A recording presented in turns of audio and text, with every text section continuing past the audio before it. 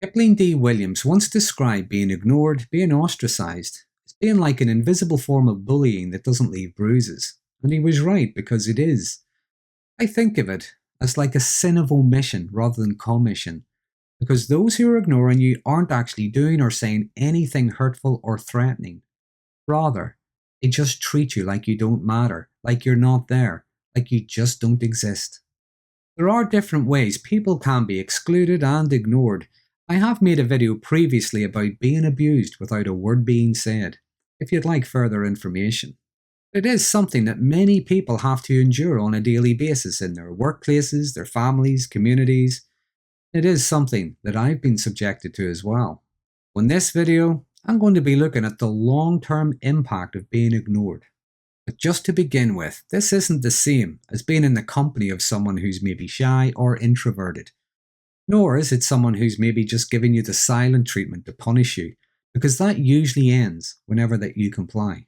Nor is it even someone who's maybe using the grey rock method to help manage their boundaries. Rather, it is a deliberate, continual, sustained, insidious form of abuse that usually comes from a group of people, though it can come from an individual as well. But it can have a profound long-term impact on someone's mental, emotional, even their physical health. To use a modern colloquialism, it's like a form of cancellation on a personal level that over a period of time can lead to persistent feelings of rejection, which can result in anxiety, depression, and diminished self-worth. Now, someone might be withdrawn or maybe not necessarily interact with you for a variety of reasons, but they can still be civil. They acknowledge you, they can answer you back whenever you speak, they can be polite, and they don't deliberately exclude you. But to be deliberately ignored is to devalue and dehumanize. It targets our social status, our need for acceptance and connection with others. In many cases, that's the intent. Now, one way to recognize if there is deliberate intent is if, even after you've said to them what they're doing is hurtful, they just keep on doing it. If they can see ignoring you is bothering you, they just keep on doing it. They might even start having conversations about you with other people in front of you, as if you're not there. Not only does that show intent, it's also going into the realms of some kind of sadistic pleasure. In the long term, people can come to internalize the exclusion as a reflection of themselves as a person. Their sense of value, their self-esteem and confidence begin to plummet, and this can lead to long-term emotional distress. It can also trigger our pain responses and our threats to our psychological needs, such as belonging, which can lead to depression and, over a sustained period of time, anxiety disorders. But it can also lead to an erosion of trust in others. Long-term ostracism can make it difficult for us to form or maintain healthy relationships. People can become socially withdrawn or overly defensive, which perpetuates the cycle of isolation. Ostracism can also impair cognitive functions like memory, attention, and decision-making, and this can lead to reduced personal or professional performance. Because the preoccupation with rejection can lead to hypervigilance, avoidant behaviours, and rumination, which can consume our mental resources. Physically, the stress of being ostracized can activate our own stress responses that over time wear down the body. So there can be physical health issues like cardiovascular problems, weakened immune function, and chronic pain.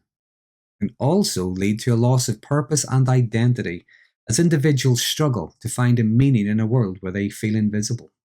For a long period of time, this can result in existential distress or nihilistic worldviews, which can eventually foster resentment and hostility, which in some cases increase the likelihood of aggressive or antisocial behaviour as people seek to try to regain control or retaliate against perceived rejection. Loneliness can also make some people more susceptible to becoming radicalised by extreme movements, sometimes just in the hope of being accepted. Now, if you find yourself being ostracised, ignored, excluded, or cancelled by a particular person or group, acknowledge and validate your own feelings. Because in the early stages of being ignored, it is normal to think, well, they mustn't have heard me. But as time goes on, you begin to realise the truth. So recognise the pain of being excluded and ignored is a normal response. There is nothing wrong with you for not being okay with it. Try to reach out to people outside of the ostracizing group, friends, family, or groups, people with shared interests. Even small interactions like chatting with a neighbour can help. Don't necessarily get mixed up with people who will try to ostracize the person or group who's ostracizing you, but rather try to mix with decent people. Positive interaction and bonds can help restore a sense of belonging. If you're continually ignored or excluded in a specific setting, for example in a workplace or maybe in a family, if you can, try to limit exposure whenever possible. Politely disengage from hostile interactions, seek neutral or supportive spaces. Now, if you're interested in further information about ostracizing and the long-term impact of being ignored, I will add the research in the description of this video. If you find this topic to be interesting, please consider subscribing to my channel. I'm Darren Magee, and until next time, thanks for watching.